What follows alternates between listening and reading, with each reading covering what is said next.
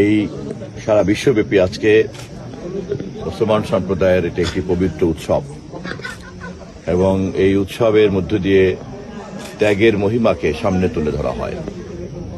সর্বশক্তিমানের জন্য কিভাবে মানুষকে সর্বোচ্চ ত্যাগ করার জন্য মানসিক প্রস্তুতি থাকতে হয়, প্রতি বছর ঈদুল আজহার মধ্য দিয়ে সেই মূল্যবোধকেই জাগ্রত করা হয়।